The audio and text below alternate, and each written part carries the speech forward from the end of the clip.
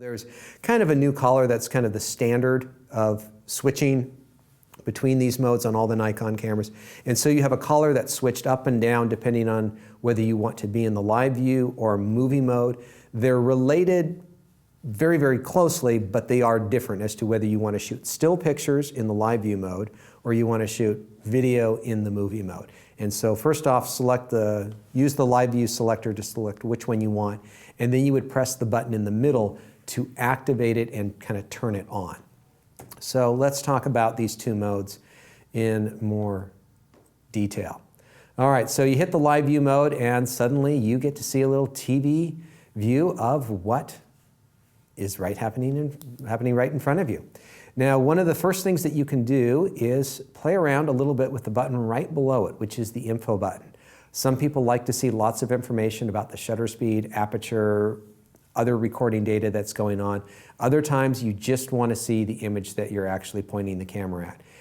There's a framing guidelines, so if you want to level the horizon. There's also a virtual horizon. Kind of looks like something, an indicator out of an airplane. Help you level the horizon from left and right to make sure your camera's not tilted. If you want, you can go back to that I button and you can start controlling some of the features about whether you're in live view or movie mode. And so that'll give you quick access to some of those menu features without having to jump back all the way into the menu setting. Now, the thing that we need to address about working in live view and movie mode is that the autofocus system of the camera is different here than it is under normal circumstances. In the normal shooting mode of this camera, the main mirror is what is known as a partial mirror.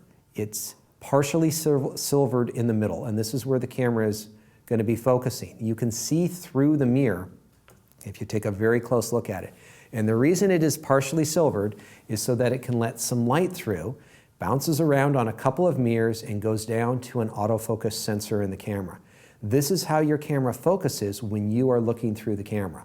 All right, in case you've ever wondered, I'm looking through the camera, how does it know what to focus on? Well, this is how it's doing it. Now, here's the problem. When you put the camera into the live view mode, the mirror goes up, the shutter curtain opens, and light goes straight back to the sensor. And look at that autofocus sensor.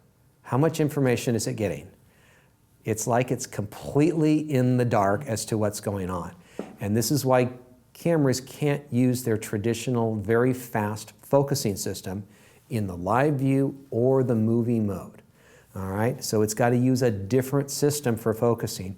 And what it does is it takes the image landing on the sensor and it uses contrast to figure out if it's in focus or not. If it's contrasty, it's in focus. If it's all fuzzy, it's not in focus, and it changes the lens. And it's not as quick at figuring out how to fix the focusing of the lens. And so focusing in live view and movie mode is different than the standard mode on the camera. Now, by pressing the button on the side of the camera over where you would press the release button on the lens, there is a button that we haven't quite officially talked about yet.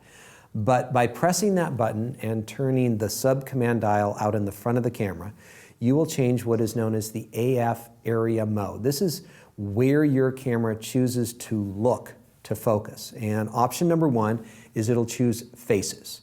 And it's going to look for a face, and it actually has a pretty good job at recognizing faces. It's not my favorite mode because what if you have two people at different distances and you don't want the one that it's choosing? If you're just choosing a single person, it might work okay. Next, it has a wide area and a normal area, and these are just different size boxes. And you can choose to move these boxes left, right, top, and bottom, moving them around the frame with the little multi-selector in the back of the camera. And those are my favorite. I prefer the wide area just because it's a little bit larger area to work with on the subjects. Now, the camera also has a subject tracking system that looks for subjects that are moving and tries to track their whereabouts as they move left and right. And this might be pretty good, let's say if you have a kid that's kind of running around and unpredictable about where they're going in the frame. It's a little subjective. The camera is using some algorithms to try to figure out what's going on, so it's a little hard to predict exactly what the camera is going to do. You can experiment with it, but most people, I think, often keep to the wide or normal area. By pressing that same button and turning the back dial on the camera, you will be changing the focusing mode, and this is choosing how it focuses rather than where it focuses. The first option is AFS for single, which means the camera will focus on a subject, and as soon as it confidently figures out which subject that is and where it is, it stops focusing. And this is pretty good. It also has a full-time focus, AFF, where the camera is constantly adjusting, and this is kind of the way traditional movie cameras have worked. They're constantly adjusting, so if somebody walks closer to the camera, it adjusts for it. The problem is that in the full-time mode, the focusing is kind of slow. Even in the single mode, it's kind of slow and it takes a while to acquire its subject. The people who are using a camera like this for shooting video are often manually focusing.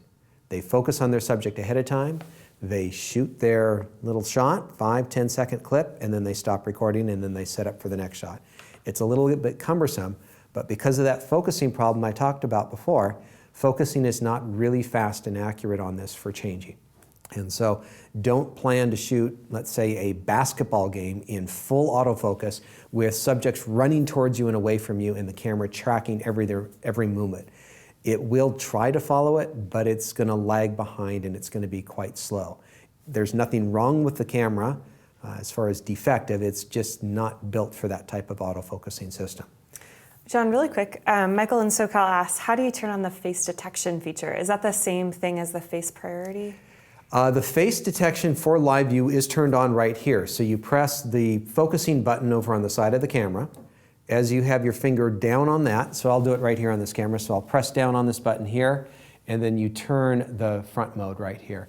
And I'll actually turn the camera so our other camera can see it. I'll need to throw this into live view. We don't have a very exciting scene in there, but that's not the point right now. And so I've got to make sure that my camera is in autofocus. That always helps. And so if I press that button in, you'll see a couple things in yellow on frame, and I can change it to face detection mode, and it will look for faces. And you'll see the little happy face there. And so that's how you get that turned on. All right, so if you do have it in the movie mode, some things to be aware of as far as the movies that you shoot are what are called .movie files. They're pretty common. You can watch them very easily on PCs, and Apple's running modern software, so you can use them for just about anything these days. Let's see what else we got. We do have a limit, a 4 gigabyte file, after which time the camera will stop recording, and a 30-minute limit at full resolution, and so you can only go 30 limits. And just in case anyone's wondering, Nikon could make it 31 minutes or 60 minutes, but there's extra taxes that are employed on cameras that go over 30 minutes because they're considered video cameras. And they have special taxes and the camera would cost more. And the cameras also have a sensor that would heat up, which would not do well for more than 30 minutes. And so that's why they cut it at 30 minutes. One of the gripes about this camera and about other Nikon cameras is that when you are in the movie mode and you have engaged the movie mode, you cannot control the aperture. And this is a big feature that a lot of people shooting video want to be able to do, is they want to shoot it at 2.8 and shoot this one at f8. And what you have to do is you have to exit the movie mode, change the aperture, and go back in. People aren't happy with this. There's nothing technically wrong with the camera, but that's the way it works. It's just been a bit of a gripe, and it's not that hard to work around, but it could be better. You have different resolutions and frame rates for the camera. I'll get in later on how and where to change it, but just be aware right now, 1920 by 1080 is known as full HD, and so that's the highest resolution it'll shoot at. It has different frame rates that you can shoot at. Some are common to different parts of the world than others. For instance, 25p is common in Europe. 30p would be common in the United States. You'll be able to get into these through the shooting menu called Movie Settings. You can go in and you can change the frame rate and resolution. Now you can shoot at 60i if you are shooting with the 1.3 crop. There's a crop, we haven't really talked about that, but you can crop the sensor down to a smaller area and it can shoot that at 60i, but that's the only one that you can shoot at 60i. Everything else is going to be limited. Using the entire frame on this camera is known as the DX sensor. You can also shoot with a smaller 1.3 crop on the sensor if you need to get in a little bit closer. Let's just say you don't have a big enough telephoto lens. That's an additional way to get a little bit closer to your subject, you might say. And so that's a choice that you'll be able to make in the image area option. Now, this is primarily a still photography machine, which means if you're in the video mode, if you're in the live view mode, it doesn't matter. You want to take a picture, you press down on the shutter release, you will get a still picture. The downside is that if you are in the video mode, it's going to be a 16:9 aspect ratio, and it's going to crop off a little bit of the top and the bottom with each frame that you shoot. And so it's not the best place to be shooting still pictures, but you can do it nonetheless. If you want, you can go back into a video and you can pull a frame out of it into a separate file. It's not a super high resolution image, it's not 24 megapixels, it's the resolution of the video that you're shooting. But you're able to actually extract that frame within the camera when you review the movie if you want. And so I can't stress this enough. If you want to shoot video with this camera, focus first, get it down, and then do your shooting. Stop the shooting, focus on the next shot. It's not the perfect video camera, that's not what it was designed for, but that is just a standard problem that we've been dealing with. And with some newer generation cameras, we're just starting to see some potential changes around that where the technology is catching up to our demands on the camera. But for this camera, not the greatest video camera in the world, but for a lot of people, it makes for a very nice video camera with very high image quality, just a little workaround on the autofocus. A few questions before we leave the movie mode. Yeah. Mango7 in Washington, D.C. says, when I shoot video, I notice that the ISO jumps around depending on the light around, seemingly automatically. How does one manually control that? It sounds like their ISO is set in the auto ISO setting right now. And so they just need to go back in and hit the ISO button, hold it down, and I believe it's turning the back dial on the camera and get out of the auto ISO mode. Okay. And one with the camera asks, can you change the aperture in movie mode if you have a lens with an aperture ring? You could physically change it if you have one of the older Nikon lenses that has a physical ring on it, yes, because there's nothing electronically stopping you. And so that's the one way to make it work.